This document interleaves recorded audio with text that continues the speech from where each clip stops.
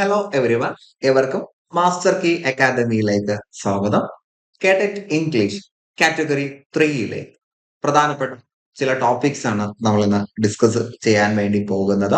So നമ്മുടെ syllabus പ്രകാരം early English literature നമുക്ക് പഠിക്കാനുണ്ട്. അപ്പൊ അവിടെ ഏർലി ഇംഗ്ലീഷ് ലിറ്ററേച്ചർ എന്ന ഒരൊറ്റ ടേമേ പറയുന്നുള്ളൂ. അപ്പോൾ നമ്മൾ കൃത്യമായിട്ടും ഓൾഡ് ഇംഗ്ലീഷ് പഠിക്കണം, മിഡിൽ ഇംഗ്ലീഷും പഠിക്കണം. അത് രണ്ടും ഏറ്റവും പ്രധാനപ്പെട്ട കാര്യങ്ങൾ മാത്രം ഫോക്കസ് ചെയ്ത് പഠിച്ചാൽ മതിയാകും. കേട്ടറ്റിന്റെ ചോദ്യങ്ങൾ വരുന്നത് എപ്പോഴും ഒരു സർഫസ് ലെവലിൽ നിന്നുകൊണ്ടുള്ള ചോദ്യങ്ങളാണ് വരുന്നത്. സോ ആ ഒരു നിലവാരത്തിൽ തന്നെയായിരിക്കും നമ്മുടെ ക്ലാസ് മുന്നോട്ട് പോകുന്നത്. സോ ഒരു 2-3 ടോപ്പിക്സ് കവർ ചെയ്തതിനു ശേഷം അത്രയും ടോപ്പിക്സുമായിട്ട് ബന്ധപ്പെട്ട ഒരു MCQ സെഷനും നമ്മൾ ചെയ്യുന്നതാണ്. സോ നമുക്ക് സ്റ്റാർട്ട് ചെയ്യാം. ഇന്ന് നമ്മൾ ഏർലി ഇംഗ്ലീഷ് ലിറ്ററേച്ചറിലെ ആംഗ്ലോ സാക്സൺ പീരീഡ് അല്ലെങ്കിൽ ഓൾഡ് ഇംഗ്ലീഷ് പീരീഡ് ആണ് നമ്മൾ ഇന്ന് പഠിക്കാൻ പോകുന്നത് കേട്ടോ. ആംഗ്ലോ സാക്സൺ പീരീഡ് അല്ലെങ്കിൽ ഓൾഡ് ഇംഗ്ലീഷ് പീരീഡ്. ഇതിന്റെ കാലയളവ് ഓർത്തിരിക്കുക, 449 AD ടു 1066 AD. ഇതാണ് ഇതിന്റെ കാലയളവ്. ഇവിടെ എന്തൊക്കെയാണ് നടക്കുന്നത് എന്ന് നമുക്ക് നോക്കാം. വളരെ ചുരുക്കിയാണ് നമ്മൾ പറയുന്നത് കേട്ടോ. Before 449 AD, today's well-formed England and the prosperous English language had no identity, no geographical name. ഇപ്പൊ നമ്മൾ ഇവിടെ കാലഘട്ടം പറഞ്ഞപ്പോൾ AD 449 എന്ന വർഷമാണ് പറഞ്ഞത്. അതിനുള്ള കാരണം ഈ 449 നിങ്ങൾ ഇങ്ങനെ ഓർത്താൽ മതി, 450 എന്നങ്ങ് ഓർത്താൽ മതി. ഇതൊന്നും ഒന്ന് കുറവാണല്ലോ 449. അപ്പൊ ഈ ഒരു 450ക്കൊക്കെ മുന്നേ ഇവിടെ ഇംഗ്ലണ്ട് എന്ന് പറയുന്ന ഇന്ന് കാണുന്ന തരത്തിൽ ഉള്ള ജോഗ്രഫിക്കൽ ബൗണ്ടറിയും ആ ഒരു വിസ്തീർണവുമായിട്ടുള്ള ഒരു പ്രദേശം അന്ന് ഉണ്ടായിരുന്നില്ല. അപ്പൊ ഇന്നത്തെ ഒരു പ്രോസ്പെറസ് ഇംഗ്ലീഷ് ലാംഗ്വേജിന് അന്ന് പ്രത്യേകിച്ച് ഐഡന്റിറ്റി ഒന്നും ഉണ്ടായിരുന്നില്ല. അതുകൊണ്ടാണ് നമ്മൾ ഇംഗ്ലീഷ് ലിറ്ററേച്ചർ പറയുന്ന സമയത്ത് AD 450 മുതൽ 450 എന്നാണ് ഞാൻ അങ്ങോട്ട് പറയുന്നത്, നിങ്ങൾ ഒന്ന് കുറച്ച് അങ്ങോട്ട് മനസ്സിലാക്കുക. അപ്പൊ AD 449 മുതൽ നമ്മൾ പറയുന്നതാണ്. So some rugged and helpless people, devoid of any national name and fame, lived by the great river Thames and in the mountains region of Wales.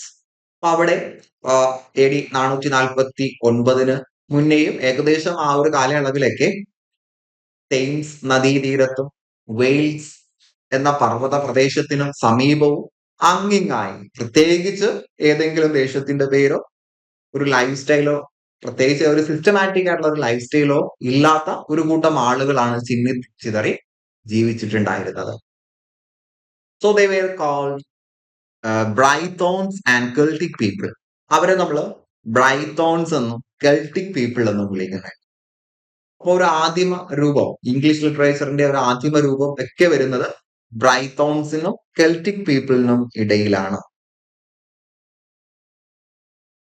So നമുക്ക് ഒരു കാലക്രമം അനുസരിച്ച് നോക്കുകയാണെങ്കിൽ വളരെ ചുരുക്കിയാണ് ഞാൻ വീണ്ടും വീണ്ടും എടുത്ത് പറയുന്നത്, വളരെ ചുരുക്കിയാണ് ഞാൻ പറയുന്നത്. AD 43 the mighty Romans under the guidance of Emperor Claudius invaded England and invincibly conquered the land. അപ്പൊ ഇന്ന് കാണുന്ന ഇംഗ്ലണ്ട് എന്നേ നമുക്ക് പറയാൻ പറ്റുള്ളൂ. ഇന്ന് കാണുന്ന ആ ഒരു വിശാലമായ ഇംഗ്ലീഷ് ലാംഗ്വേജിന് മേൽക്കോയ്മയുള്ള ആ ഒരു പ്രദേശമല്ല ഇംഗ്ലണ്ട്. അവിടെ ചുറ്റി അങ്ങും ഇങ്ങും ചിന്നിച്ചിതറി കുറെ ആളുകൾ ജീവിക്കുന്നു, അത്രേ ഉള്ളൂ.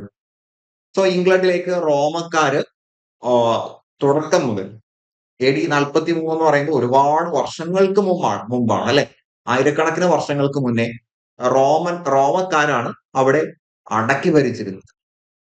റോമൻസ് എന്ന് പറയുന്നത് ഇംഗ്ലണ്ടിന് പുറത്തുള്ള ആളുകളാണ്. അവർ ഇംഗ്ലണ്ടിലേക്ക് വന്നു അവിടെയെല്ലാം പിടിച്ചടക്കി വെച്ചു. അപ്പൊ ഇവിടെ നിങ്ങൾ മനസ്സിലാക്കുക, റോമൻസ് വന്ന സമയത്ത് ഇവിടെയുള്ള ഇംഗ്ലണ്ടിലുള്ള ആളുകൾക്ക് പ്രത്യേകിച്ച് ഒരു ഐഡന്റിറ്റി ഇല്ല, അവർക്കൊരു യൂണിറ്റി ഇല്ല. അപ്പൊ പുറത്തുനിന്ന് ഒരാൾ വരുന്ന സമയത്ത് അവരോട് യുദ്ധം ചെയ്ത് ചെറുത്ത് നിൽക്കാനുള്ള ഒരു ശക്തിയോ അതിനുള്ള ഒരു അറിവോ അവർക്കില്ല. നമുക്ക് പ്രത്യേകിച്ച് ഒരു പ്രോസ്പെരിറ്റിയും ഇല്ല. പുറത്തുനിന്ന് കുറെ ആളുകൾ വരുന്നു, അവർ വരട്ടെ, അവര് നമ്മുടെ മേല് കൺട്രോൾ ചെയ്യുന്നു, അവര് ചെയ്യട്ടെ, ഈ ഒരു മനോഭാവമായിരുന്നു അവർക്ക് ഉണ്ടായിരുന്നത്. അങ്ങനെ AD 410 വരെ റോമൻസ് അവിടെ ഭരണം നടത്തി. അവസാനം ഭരണം നടത്തി അവർ മടുത്തിട്ട് അവിടെ നിന്ന് പോവുകയാണ്. Romans willingly left the land. അവർ സ്വയം സന്നദ്ധതയോടു കൂടിയാണ് അവിടെ നിന്ന് പോകുന്നത്. അവിടെ ഉണ്ടായിരുന്ന ആളുകൾ പ്രതിഷേധിച്ചിട്ടോ അവർ പ്രക്ഷോഭങ്ങൾ നടത്തിയിട്ടോ അല്ല. റോമൻസ് അവർ സ്വയം താല്പര്യത്തോടുകൂടി, സ്വയം സന്നദ്ധതയോടുകൂടി അവർ തിരിച്ചുപോയി. പിന്നീട് AD 449 three nomadic Teutonic tribes,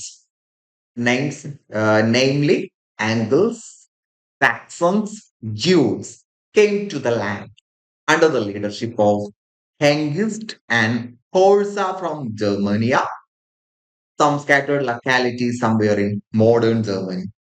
അങ്ങനെ AD 449 അഥവാ ഓൾഡ് ഇംഗ്ലീഷിന്റെ ഉത്ഭവം തുടങ്ങുന്നത് ഈ ഒരു വർഷത്തിലാണ്. അപ്പൊ നിങ്ങൾ അത് കൃത്യമായിട്ടും ഓർത്തിരിക്കുക.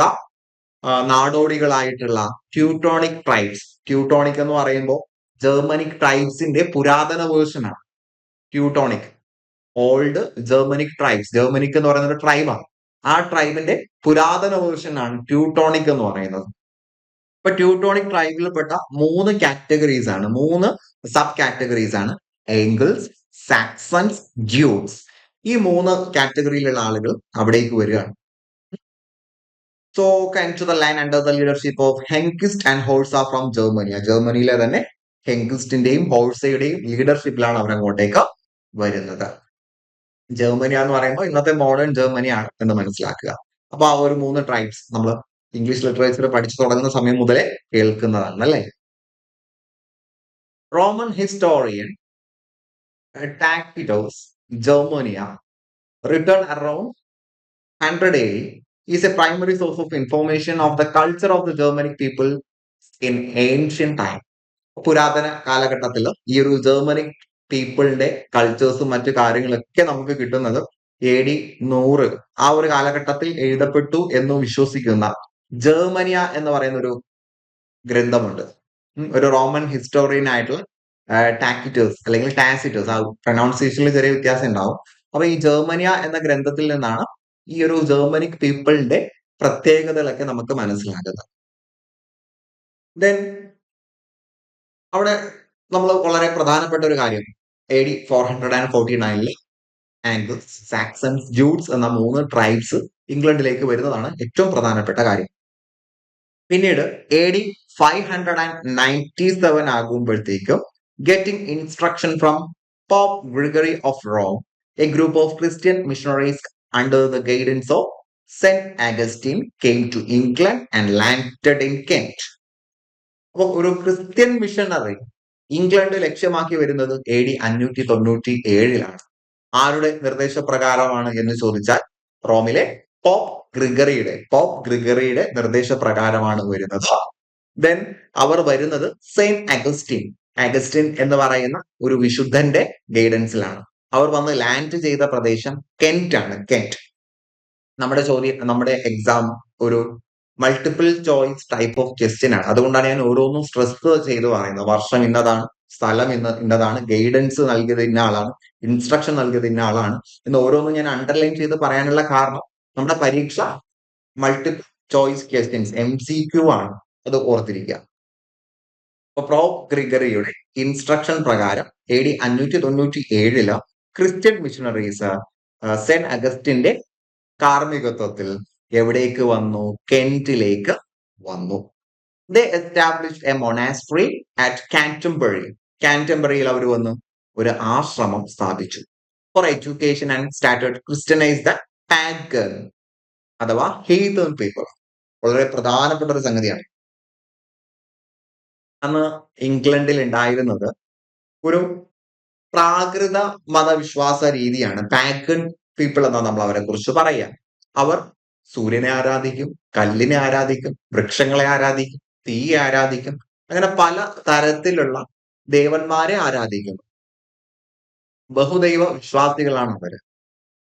അപ്പൊ ആംഗ്ലോ സാക്സൺ പീരീഡിൽ തന്നെ നമ്മൾ പ്രീ ക്രിസ്ത്യൻ എറ എന്ന് പറയാറുണ്ട്. ക്രിസ്ത്യൻ മതം അവിടേക്ക് കടന്നു വരുന്നതിന് മുന്നേ ഉള്ള കാലഘട്ടം. അവിടെ അവർ എഴുതിയിട്ടുള്ള എപ്പിക് പോമിലെല്ലാം നമുക്കത് കൃത്യമായിട്ട് കാണാൻ കഴിയും. ആ ഒരു പ്രീ ക്രിസ്ത്യൻ എറയുടെ ചില ടച്ചസ് നമുക്ക് കാണാൻ കഴിയും.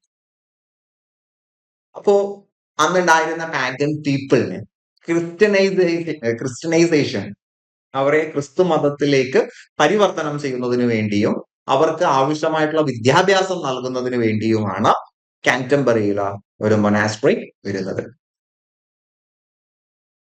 Then the bulk of written literature was started to write down for the first time after 700 AD by some Christian clergymen who were learned monks. ഈ ഒരു പോയിന്റ് വളരെ വളരെ ഇമ്പോർട്ടന്റ് ആയിട്ടുള്ള ഒരു പോയിന്റാണ്. അപ്പൊ അതുവരെ നമ്മുടെ ഇംഗ്ലണ്ടിൽ, പുരാതന ഇംഗ്ലണ്ടില് പ്രത്യേകിച്ചും ഒരു സാഹിത്യ പാരമ്പര്യം ഒന്നും അവർക്ക് പറയാനില്ല. അവർക്ക് കൃത്യമായിട്ടുള്ള അക്ഷരാഭ്യാസം പോലുമില്ല. AD 700 ആയപ്പോഴത്തേക്കും പലതരത്തിലുള്ള രചനകൾ ഉത്ഭവിക്കാൻ തുടങ്ങിയിട്ടുണ്ട്. ഈ രചനകൾ നിർവഹിച്ചിട്ടുള്ളത് ക്രിസ്ത്യൻ ക്ലർജിമാൻ ആയിരുന്നു, ക്രിസ്തീയ പുരോഹിതന്മാരായിരുന്നു, അല്ലെങ്കിൽ വൈദികരായിരുന്നു. Christian clergyman who were learned monks. അപ്പോൾ ക്രിസ്തീയ സന്യാസിമാരായിരുന്നു ആദ്യകാല രചനകൾ നിർവഹിച്ചിരുന്നത്. അപ്പൊ നമ്മൾ പുരാതന കാവ്യങ്ങൾ, എപ്പിക് പോംസ് ഒക്കെ എടുത്ത് വായിക്കുന്ന സമയത്ത് പലപ്പോഴും ബിബ്ലിക്കൽ അല്യൂഷൻസ് വരുന്നത്, അതുപോലെ തന്നെ പല ബിബ്ലിക്കൽ ക്യാരക്ടേഴ്സിന്റെയും മറ്റൊരു വേർഷൻസ് വരുന്നത്, ആദം ഈവിന്റെയൊക്കെ സ്റ്റോറീസ് വരുന്നത്, അതിന്റെ പിന്നിലുള്ള കാരണം ഇതാണ്. തുടക്ക കാലഘട്ടത്തിൽ രചനകൾ നിർവഹിച്ചിരുന്നത് ക്രിസ്തീയ സന്യാസിമാരായിരുന്നു. ഒരു പക്ഷേ നമ്മൾ വായിക്കുന്ന പല ഇതിഹാസ കാവ്യങ്ങളുടെയും പിന്നാമ്പുറങ്ങൾ തേടി പോകുന്ന സമയത്ത് അവിടെ ഉണ്ടാവുക ഏതെങ്കിലും ഒരു ക്രിസ്ത്യൻ മോങ്കിന്റെ കയ്യൊപ്പായിരിക്കും. നമ്മൾ ബിയോൾഫും ചേർത്ത് ഈ ഒരു തിയറി നമ്മൾ പറയാറുണ്ട്. ബിയോൾഫ് എന്ന് പറയുന്ന ആ ഒരു എപ്പിക് പോം എഴുതിയിട്ടുള്ളത് ഒരു അനോണിമസ് പോയറ്റ് ആണ്. നമ്മൾ ബിയോൾഫ് പോയറ്റ് എന്നാണ് പറയാറ്. ഒരു പക്ഷെ അദ്ദേഹം ഒരു ക്രിസ്ത്യൻ മോങ്ക് ആയിരിക്കാം, കാരണം അതിനകത്ത് ചില ബിബ്ലിക്കൽ അല്യൂഷൻസ് ഒക്കെ വരുന്നുണ്ട്. Then the approximate date of prose writing is AD 871 when King Alfred ascended the throne of Wessex. പിന്നീട് വെസക്സിലെ രാജാധികാരത്തിലേക്ക് മഹാനായ രാജാവ് കിങ് ആൽഫ്രഡ് AD 871 ആരോപിതനായി. അദ്ദേഹം രാജ പദവിയിലേക്ക് ഉയർന്നതിനു ശേഷമാണ് പ്രോസ് റൈറ്റിംഗ് വരുന്നത്. അപ്പൊ തുടക്ക കാലഘട്ടത്തില് പോയട്രീസ് ആയിരുന്നു. പ്രോസ് റൈറ്റിംഗ് വരുന്നത് AD 871. അതിന് കാരണം ആൽഫ്രഡ് എന്ന് പറയുന്ന രാജാവിന്റെ വരവാണ്. ഓക്കെ അല്ലേ? ഇനി നോർമൻ കോൺക്വസ്റ്റ്, നമ്മളെ ഏർലി ലിറ്ററേച്ചറിന്റെ അവസാന കാലഘട്ടം എന്ന് പറയുന്നത് 1066 ആണ്.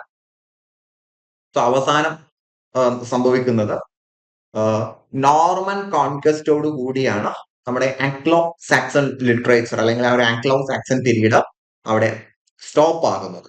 So the Norman conquest of 1066 is supposed to be the end of old English period.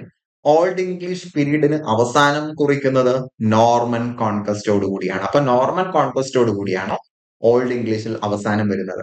But in actual sense it continued in prose at least 1150 AD. ഇപ്പൊ നമ്മൾ ജനറലി പറയുന്നത് AD 1066 കൂടി പുരാതന ഇംഗ്ലീഷ് കാലഘട്ടത്തിന് അവസാനം കുറിച്ചു എന്നാണ്. എങ്കിലും ഇംഗ്ലീഷ് പ്രോസസ് ഏകദേശം 1150 വരെയൊക്കെ എഴുതപ്പെട്ടിട്ടുണ്ട്. നിങ്ങൾ ഈ വർഷം തന്നെ സ്ട്രെസ് ചെയ്താൽ മതി. അപ്പൊ ആ ഒരു നാൾ വഴി ഏകദേശം നിങ്ങൾക്ക് പിടികിട്ടിയിട്ടുണ്ട് എന്ന് കരുതുന്നു. അതത്രയും റെഡിയല്ലേ? എന്നാൽ നമുക്ക് അടുത്തതിലേക്ക് പോകാം. ഞാനത് വീണ്ടും റിപ്പീറ്റ് ചെയ്യാത്തത് നിങ്ങൾക്ക് ആവശ്യമാണ് എങ്കിൽ, ഇതൊരു റെക്കോർഡഡ് ക്ലാസ് ആയതുകൊണ്ട് ഒന്ന് റിവൈസ് ചെയ്ത് നോക്കാം. ഒന്ന് ബാക്ക്വേർഡ് പോയി ഒന്നും കൂടി ഒന്ന് റിപ്പീറ്റ് ചെയ്ത് വരാം. ഓക്കെ അല്ലേ? ഇനി നമുക്ക് ആംഗ്ലോ സാക്സൺ പീരീഡിലെ പ്രധാനപ്പെട്ട രചനകളിലേക്ക് വരാം. കേട്ടഡ് എക്സാമിന് പ്രധാനപ്പെട്ട രചനകളുടെ പേര് ചോദിക്കാറുണ്ട്, അതിലെ ചില ക്യാരക്ടേഴ്സിന്റെ പേര് ചോദിക്കാറുണ്ട്. സോ നമ്മൾ അതുകൊണ്ട് വളരെ പ്രധാനപ്പെട്ട ചില രചനകളൊന്ന് അറിഞ്ഞിരിക്കണം. സോ നമുക്ക് ആദ്യമായിട്ട് പോയട്രി നോക്കാം. ആദ്യം പോയട്രി, പിന്നെയാണല്ലോ പ്രോസ് വന്നിട്ടുള്ളത്. So earliest Anglo Saxon pre Christian poetry. അപ്പൊ ക്രിസ്ത്യൻ മതം അവിടേക്ക് വരുന്നതിന് മുന്നേ ഉള്ള പോയട്രിയാണ് കേട്ടോ. Earliest Anglo Saxon pre Christian poetry. പേര് ഓർത്തിരിക്കുക, വിറ്റ്സിത്ത് അല്ലെങ്കിൽ ദ ഫാർ wanderer അല്ലെങ്കിൽ ദ ഫാർ ട്രാവലർ എല്ലാം സെയിം ആണ്. പല പേരിൽ അറിയപ്പെടാറുണ്ട് കേട്ടോ. വിക്സിത് അല്ലെങ്കിൽ ദ ഫാർ wanderer അല്ലെങ്കിൽ ദ ഫാർ ട്രാവലർ. ട്രാവലിംഗ് 150 വരികളുള്ള ഒരു കവിതയാണിത്. ഇത് എഴുതിയിരിക്കുന്നത് ആരാണ് എന്ന് ചിലപ്പോൾ കൃത്യമായിട്ട് നമുക്ക് അറിയലുണ്ടാവില്ല. പഴയ കാലത്തെയാണല്ലോ. എന്തായാലും വിറ്റ്സിത്ത് എന്ന് പറയുന്നത് ഈ പോമിലെ ഹീറോയാണ്. ഇത് ഓൾഡ് ഇംഗ്ലീഷ് ആണ്. നമ്മുടെ മോഡേൺ ഇംഗ്ലീഷ് അനുസരിച്ചുള്ള പ്രൊനൗൺസിയേഷൻ ആണ് ഞാൻ പറഞ്ഞത്. ചിലപ്പോൾ ഓൾഡ് ഇംഗ്ലീഷിലേക്ക് വരുന്ന സമയത്ത് ചില വേരിയേഷൻസ് ഉണ്ടാകും കേട്ടോ. വിറ്റ്സിത്ത് ആണ് നമ്മുടെ ദ ഹീറോ ഓഫ് ദ പോം, നമ്മുടെ കവിതയിലെ നായകൻ എന്ന് പറയുന്നത്. He is a bard or a gleeman or scop. അദ്ദേഹം ഒരു കവിയാണ് കേട്ടോ. ബാർഡ്, ഗ്ലീമാൻ, സ്കോപ്പ് എന്നൊക്കെ പറയുമ്പോൾ അദ്ദേഹം ഒരു കവിയാണ്. Who recounts the places and illustrates people he has visited. അദ്ദേഹം ഒരു സഞ്ചാരിയാണ്, കവിയുമാണ്, സഞ്ചാരിയാണ്. ട്രാവലർ, വാൻഡറർ എന്നൊക്കെ പറയുമ്പോൾ തന്നെ വിദൂരത്ത് സഞ്ചരിക്കുന്ന ആള്, ഫാർ വാൻഡറർ, അലഞ്ഞു തിരിഞ്ഞ് നടക്കുന്ന ആള്, നാടോടി എന്നൊക്കെ അർത്ഥത്തിൽ വരുന്നതാണ്. അപ്പൊ ഒരു കവി രാജ്യങ്ങൾ സന്ദർശിക്കുന്ന സമയത്ത് അവിടെ സംഭവിക്കുന്നത്, ആ രാജ്യങ്ങളിൽ കാണുന്ന കാഴ്ചകൾ പാടും, അല്ലെ? So recounts the places and illustrates people he has visited. അദ്ദേഹം സഞ്ചരിച്ച സ്ഥലങ്ങളും അദ്ദേഹം സഞ്ചരിച്ച സ്ഥലങ്ങളിലെ ആളുകളെ കുറിച്ചും അദ്ദേഹം സംസാരിക്കുകയാണ്. Politically it has less importance. അപ്പൊ ഇതിന് വളരെയധികം പൊളിറ്റിക്കൽ ഇമ്പോർട്ടൻസ് ഉള്ള ഒരു കവിതയല്ല. പക്ഷേ but historically it has great importance because it is the earliest and oldest form in the language.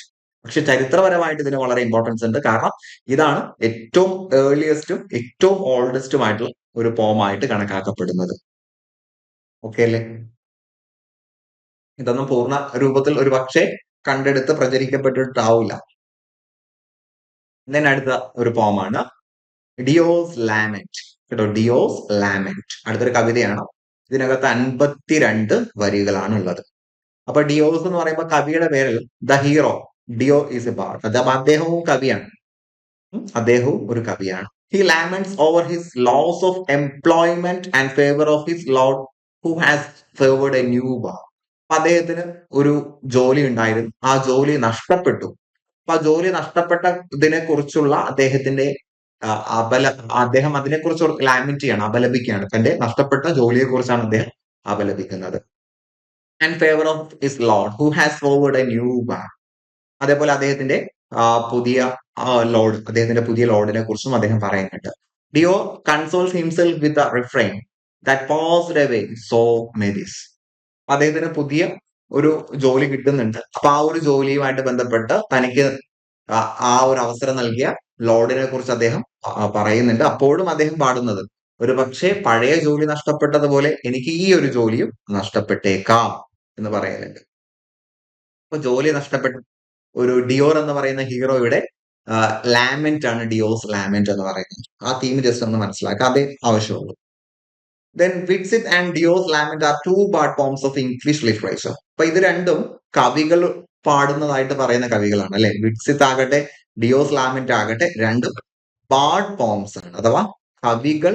അതിലെ ക്യാരക്ടേഴ്സ് തന്നെ കവികളാണ്. ആ കവികളാണ് ഇതിനെ കുറിച്ച് പാടുന്നത്, തങ്ങളുടെ ജീവിതത്തിൽ സംഭവിച്ച കാര്യങ്ങളെ കുറിച്ച് പാടുന്നത്. So the Bard sings their songs at the feast of the nobles and lords. അപ്പോ നോബിൾസ് അല്ലെങ്കിൽ ലോർഡ്സ്, പ്രഭുക്കന്മാരുടെ അടുക്കലും ഉന്നത കുല ജാതരായിട്ടുള്ള ആളുകളുടെ മുന്നിലേക്ക് പോയി ഇവർ എന്ത് ചെയ്യുന്നു, ഈ പാട്ട് പാടുന്നു. അന്നത്തെ ഏറ്റവും പ്രധാനപ്പെട്ട ഒരു എന്റർടൈൻമെന്റ് ആണ് പാട്ട് പാടുക എന്നുള്ളത്. അത് അവർ കൃത്യമായിട്ടും നിർവഹിച്ചു പോരും. ഇതിന് അടുത്തൊരു ക്യാരക്ടറാണ് വാൾഡെയർ. അടുത്തൊരു ക്യാരക്ടർ, അടുത്തൊരു പോയട്രിയാണ് Waldere. It consist of 63 lines. ഇതിൽ 63 വരികളാണ് ഉള്ളത് കേട്ടോ. 63 വരികളുണ്ട്. It deals with the exploits of Walter of Aquitaine. Walter of Aquitaine, അക്യുറ്റൈനിലെ വാൾട്ടർ എന്ന് പറയുന്ന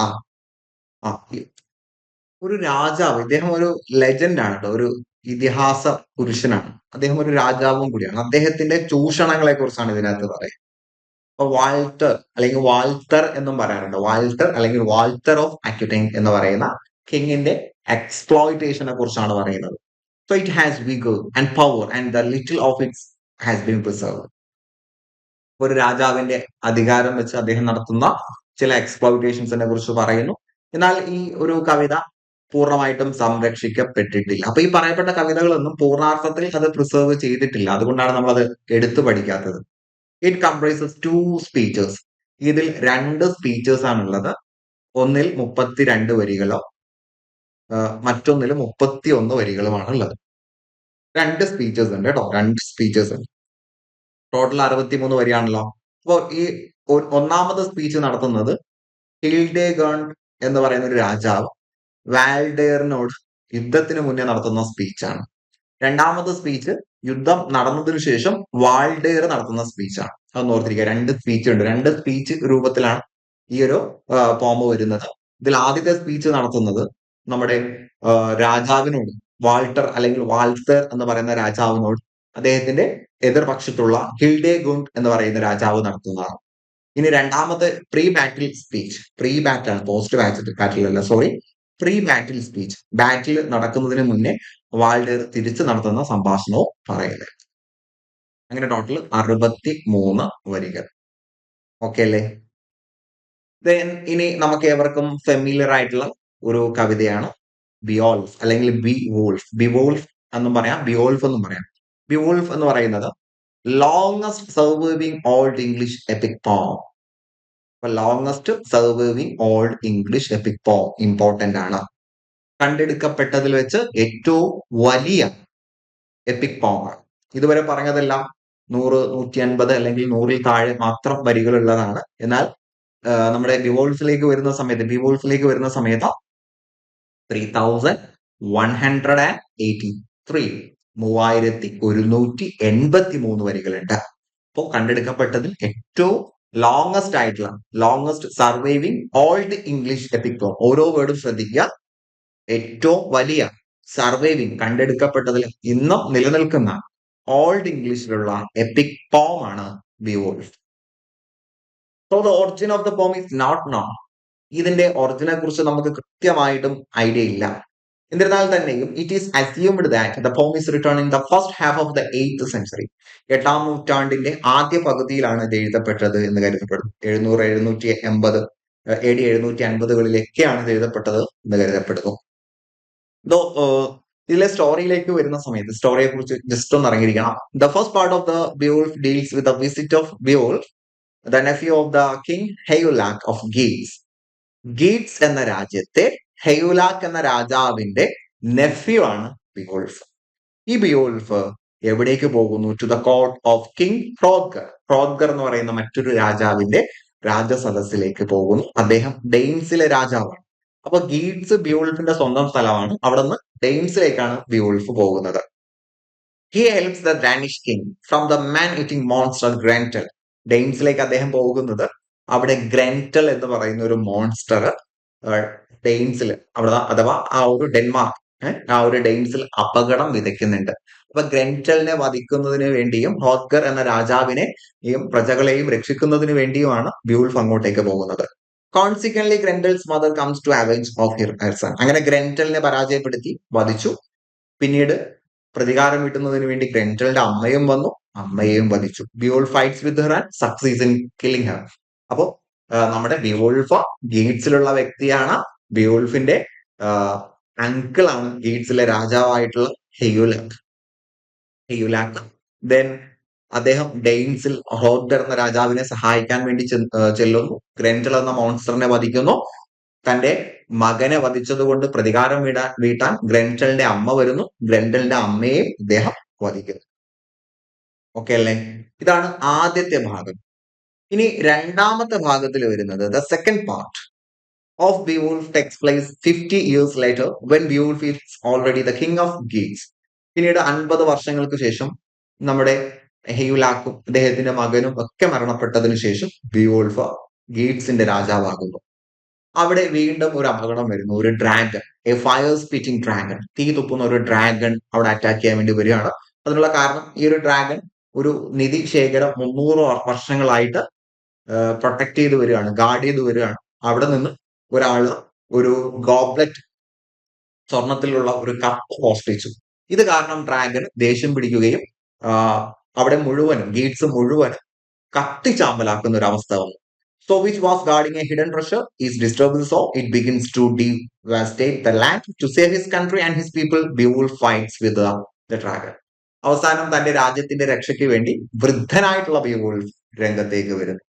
അങ്ങനെ he succeeds in killing it. ഡ്രാഗനെയൊക്കെ അദ്ദേഹം കൊന്നു, but he himself becomes mortally wounded and dies. പക്ഷെ അദ്ദേഹം ആ ഒരു യുദ്ധത്തിൽ മാരകമായിട്ട് പരിക്കേൽക്കുകയും ഡ്രാഗന്റെ കടിയേൽക്കുകയും വിഷം ബാധിക്കുകയും മരണപ്പെടുകയും ചെയ്തു. അങ്ങനെ ഡ്രാഗണുമായിട്ടുള്ള ഫൈറ്റില് നമ്മുടെ ബിയോൾഫ് മരണപ്പെടുന്നു. അപ്പൊ 3 ബാറ്റിൽ വന്നു. ഗ്രണ്ടലിന്റെ മദറിനോട്, ഡ്രാഗനോടുള്ള ഫൈറ്റിൽ നമ്മുടെ ബിയോൾഫ് കൊല്ലപ്പെടുന്നു, ഡ്രാഗനെയും കൊല്ലുന്നു. അങ്ങനെ അദ്ദേഹത്തിന് വേണ്ടി ഒരു ഹ്യൂജ് ഫയർ, ഒരു വലിയൊരു സ്മാരകം നിർമ്മിക്കുന്നു, ശവകുടീരം നിർമ്മിക്കുന്നു. The poem is splendidly grave and remarkably successful because it combines heroic idealism and somber fatalism. അപ്പൊ ഇത് വളരെയധികം സെലിബ്രേറ്റ് ചെയ്യപ്പെടുന്ന ഒരു പോമാണ്. ഇന്നും വായിക്കപ്പെടുന്ന, നമ്മളൊക്കെ ഡിഗ്രിയിലും പി ജിയിലൊക്കെ പഠിച്ചിട്ടുള്ള ഒരു പോമാണ്. സോ അതുകൊണ്ട് തന്നെ ഈ ഒരു പോം വളരെയധികം ഇമ്പോർട്ടന്റ് ആണ്. ഈ ഒരു പോമിന്റെ പേര് കേൾക്കാത്ത ആളുകൾ ഉണ്ടാവില്ല അല്ലെ? ഒരു പക്ഷേ തൊട്ട് മുന്നേ പറഞ്ഞ പോംസും നിങ്ങൾ ചിലപ്പോൾ കേട്ടിട്ടുണ്ടാവില്ല. ഈ ഒരു പോം ഉറപ്പായിട്ട് നിങ്ങൾ കേട്ടിട്ടുണ്ടാവും. So the theme of the poem is continental Germany. There is no mention of England. The story is a mixture of paganism and Christianism. ഞാൻ നേരത്തെ പറഞ്ഞ പോയിന്റിൽ ഈ ഒരു പോം നടക്കുന്നത്, ഈ പോം എഴുതപ്പെട്ടത് 8ാം നൂറ്റാണ്ടിന്റെ ആദ്യ പകുതിയിൽ എന്നാണ് കരുതപ്പെടുന്നത്. പക്ഷെ ഈ പോമിൽ വരുന്ന ഉള്ളടക്കം കോണ്ടിനെന്റൽ ജർമ്മനിയാണ്. അഥവാ ഇംഗ്ലണ്ട് അല്ല, ഇംഗ്ലണ്ട് എന്ന പേര് പറയുന്നില്ല. പുരാതന ആ ഒരു ജർമ്മനിക്, കോണ്ടിനെന്റൽ ജർമ്മനിക്കാണ് വരുന്നിട്ടുള്ളത്. ദെൻ ഇവിടെ ഒരു പാഗനിസവും ക്രിസ്ത്യനിസവും മിങ്കിൾ ചെയ്തിട്ടുള്ള ഒരു രീതിയാണ് നമുക്ക് കാണാൻ പറ്റുന്നത്. അതിനർത്ഥം നമ്മുടെ കവി ഈ ഒരു രചന നിർവഹിക്കുന്ന സമയത്ത് ഇവിടെ ക്രിസ്ത്യാനിസം പ്രചരിക്കുന്ന സമയമാണ്. അപ്പൊ നമ്മൾ പുതിയതായിട്ട് ഒരു ആശയം പ്രചരിക്കുമ്പോൾ തൊട്ടു മുന്നേ അവിടെ നിലനിന്നിരുന്ന ആശയത്തിന്റെ ചില ശേഷിപ്പുകൾ കൂടി അവിടെ ഉണ്ടാവും. അപ്പൊ അതുകൊണ്ട് തന്നെയാണ് പാഗനിസത്തിന്റെയും ക്രിസ്ത്യാനിസത്തിന്റെയും രണ്ടിന്റെയും ഒരു മിശ്രിത രൂപം നമുക്ക് അവിടെ കാണുവാനായിട്ട് സാധിക്കുന്നത്. So most probably A Christian point has written it. അപ്പൊ ഇതൊരു ക്രിസ്ത്യൻ പോയിന്റ്, പ്രത്യേകിച്ച് നമുക്കൊരു മോങ്ക് ആണെന്ന് നമുക്ക് പറയാം. കാലത്ത് എഴുതിയിട്ടുണ്ടായിരുന്നത് മോങ്ക്സ് ആയിരുന്നു. ക്രിസ്ത്യൻ മോങ്ക് ആയിരിക്കാം ഒരു പക്ഷെ അദ്ദേഹം. ആരാണ് എന്ന് നമുക്കറിയില്ല. നമ്മൾ ബിയോൾഫ് പോയറ്റ് എന്നാ പറയാ. ആ ഒരു കവിത എഴുതിയിട്ടുള്ളത് ആരാണെന്ന് നമുക്കറിയില്ല. So it is mere conjecture. It is probably written in West Saxon dialect. അപ്പൊ ഇതൊരു ക്രിസ്ത്യൻ പോയറ്റ് ആണ് എഴുതിയിട്ടുള്ളത്. പക്ഷെ അതൊരു കോൺജെക്ചർ, അതൊരു അനുമാനം മാത്രമാണ് കേട്ടോ. അതൊരു അനുമാനം മാത്രമാണ്. And it is probably written in West Saxon dialect. അതൊരു വെസ്റ്റ് സാക്സൺ ഡയലക്റ്റിലായിരിക്കാം എഴുതപ്പെട്ടിട്ടുള്ളത് കേട്ടോ. വെസ്റ്റ് സാക്സൺ ഡയലക്ട്, അതുകൂടി ഓർക്കുക. വെസ്റ്റ് സാക്സൺ ഡയലക്റ്റിലാണ് ഇത് എഴുതപ്പെട്ടിട്ടുണ്ടാവുക. ഇനി ബിയോൾഫിലെ പ്രധാനപ്പെട്ട കുറച്ച് ക്യാരക്ടേഴ്സിന്റെ പേര് കൂടി ഒന്ന് നോട്ട് ചെയ്ത് വെച്ചോളൂ. ബിയോൾഫ് വളരെ ഇമ്പോർട്ടന്റ് ആയിട്ടുള്ള ഒരു രചന ആയതുകൊണ്ട് മാത്രമാണ് ഞാൻ ക്യാരക്ടേഴ്സിലേക്ക് വരുന്നത്. ബിയോൾഫിന്റെ ദ നെയിം ഓഫ് ബിയോൾഫ്, ബിയോൾഫിന്റെ ഫാദറിന്റെ പേരാണ് എക്സ്തിയോ കേട്ടോ. ബിയോൾഫിന്റെ ഫാദറിന്റെ പേര് എക്സ്തിയോ എന്നാണ്. ബിയോൾഫിന്റെ അങ്കിളിന്റെ പേര് ഹ്യൂലാക്കാണ്. ഇവരെല്ലാം ഗീറ്റ്സിലുള്ള ആളുകളാണ് കേട്ടോ. ഗീറ്റ്സിൽ ഉള്ള ആളുകളാണ്. ഇപ്പൊ ബിയോൾഫിന്റെ ഫാദറിന്റെ പേര് എക്സ്തിയോ കേട്ടോ. മദറിന്റെ പേര് അങ്ങനെ പ്രത്യേകിച്ച് പരാമർശിക്കുന്നില്ല. ഫാദറിന്റെ പേരാണ് എക്സ്തിയോ. ഇനി നമ്മുടെ ബിയോൾഫിന്റെ അങ്കിളിന്റെ പേര് ഹ്യൂലാക്ക. ഇവർ 3 പേരും ഗീറ്റ്സിലുള്ള ആളുകളാണ്. ഗീറ്റ്സിലെ രാജാവാണ് ഹ്യൂലാക്ക്. ആ രാജാവിന്റെ നെഫ്യൂ ആണ് നമ്മുടെ എക്സ്തിയോ. ഇനി ഡെയിൻസിലേക്ക് വരുന്ന സമയത്ത് അവിടുത്തെ കിങ് ആണ് ഹ്രോദ്ഗർ. ഹ്രോദ്ഗറിനെ രക്ഷിക്കുന്നതിന് വേണ്ടിയാണ് ആര് വരുന്നത്? നമ്മുടെ ബിയോൾഫ് ഡെയിൻസിലേക്ക് വരുന്നത്. ഹ്രോദ്ഗറിന് തന്റെ കൊട്ടാരത്തിൽ ഒരു സ്ഥലമുണ്ട്, ഹീറോട്ട്. കൊട്ടാരത്തിലെ ആ ഒരു ഹാളിനെയാണ് നമ്മൾ ഹീറോട്ട് എന്ന് പറയുന്നത്. ഇനി ശത്രുക്കളിലേക്ക് വരുന്ന സമയത്ത് ബിയോൾഫ് ആദ്യമായിട്ട് ഫൈറ്റ് ചെയ്യുന്നത് ഗ്രൻറ്റൽ എന്ന് പറയുന്ന ഒരു മോൺസ്റ്ററിനോടാണ്.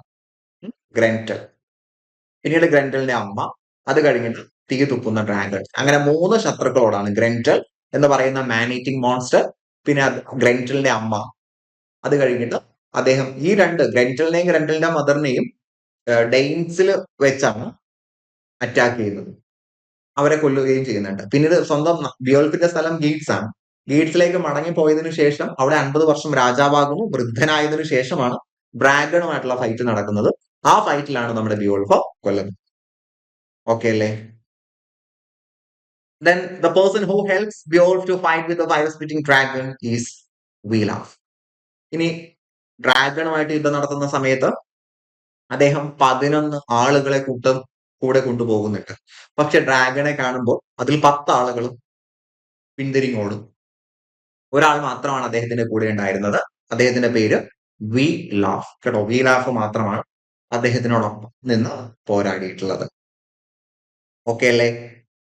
ദെൻ കുറച്ച് കവിതകൾ നമ്മുടെ പ്രീ ക്രിസ്ത്യൻ എറയിലുള്ള കവിതകൾ മാത്രം പറഞ്ഞുകൊണ്ട് ഞാൻ ക്ലാസ് വൈൻഡ് അപ്പ് ചെയ്യാം. അടുത്തൊരു കവിതയാണ് the fight at Finnsburg. The fight at Finnsburg. ഈ ഫിൻസ്ബർഗ് എന്ന സ്ഥലത്തെ കുറിച്ച് എവിടെയും പറയുന്നുണ്ട്, ബിയോൾഫിലും പറയുന്നുണ്ട്. അപ്പൊ അന്നുണ്ടായിരുന്ന ഒരു സ്ഥലം തന്നെയാണ് ഫിൻസ്ബർഗിലെ ഫൈറ്റ് എന്ന് പറയുന്ന കവിത. 48 വരികളുണ്ട്. ഇതിനകത്ത് എന്തിനെ കുറിച്ചാണ് പറയുന്നത്? പോരാട്ടങ്ങളെ കുറിച്ചാണ് പറയുന്നത്. It tells the fight between the Frisians and Danes. ഫ്രിഷ്യൻസും ഡെയ്ൻസും തമ്മിലുള്ള പോരാട്ടത്തെ കുറിച്ചാണ് ദ ഫൈറ്റ് അറ്റ് ഫിൻസ്ബർഗിൽ പറയുന്നത്. ഈ ഫ്രിഷ്യൻസും ഡെയ്ൻസും, ഈ ഡെയ്ൻസിലെ രാജാവാണ് നമ്മുടെ ഹ്രോദ്ഗർ അല്ലെ. ഹ്രോദ്ഗറിന്റെ ബ്രദറാണ് നൈഫ് എന്ന് പറയുന്നത്. അദ്ദേഹത്തിന്റെ ആ ഒരു ലീനിയേജിലുള്ള ഒരു വ്യക്തിയാണ്. അദ്ദേഹത്തിന്റെ ശത്രുപക്ഷമാണ് ഫ്രിഷ്യൻസ്, കിങ് ഫിൻ. ഓക്കെ അല്ലേ? അപ്പൊ ദ ഫൈറ്റ് ഓഫ് അറ്റ് ഫിൻസ്ബർഗ്, നിങ്ങൾ അതിന്റെ ഉള്ളിലേക്ക് വരേണ്ട, ആ ഒരു ടൈറ്റിലും ഓർത്തിരുന്നാൽ മതി. ഇതാണ് നമുക്ക് ആംഗ്ലോ സാക്സൺ പീരീഡിലെ ഏറ്റവും പുരാതനമായിട്ടുള്ള പ്രധാനപ്പെട്ട കവിതകൾ. ഇനി കവിതകൾ മാത്രമല്ല, എലിജീസ് കൂടി വരുന്നുണ്ട്. ഇപ്പൊ പ്രധാനപ്പെട്ട ഒരു 2-3 എലിജീസ് കൂടി പറഞ്ഞിട്ട് ഞാൻ ഇന്നത്തെ ക്ലാസ് വൈൻഡ് അപ്പ് ചെയ്യാണ്. ഇപ്പൊ ഓൾഡ് ഇംഗ്ലീഷിലെ പ്രധാനപ്പെട്ട ഒരു എലിജിയാണ് the ruined burg. The ruined ബർഗ്.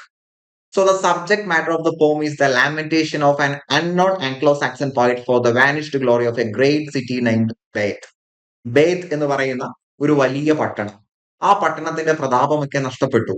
ആ പട്ടണത്തെ കുറിച്ച് ഓർത്തുകൊണ്ട് കവി വിലപിക്കുന്നതാണ് അതിനകത്ത് കാണുന്നത്. അപ്പൊ ഇവിടെ എല്ലാം കവികൾ ആരാണെന്ന് അറിയപ്പെടാത്തത് കൊണ്ട് നമുക്ക് കവികളെ കുറിച്ച് അറിയേണ്ട കാര്യം വരുന്നില്ല. ഓക്കെ അല്ലേ?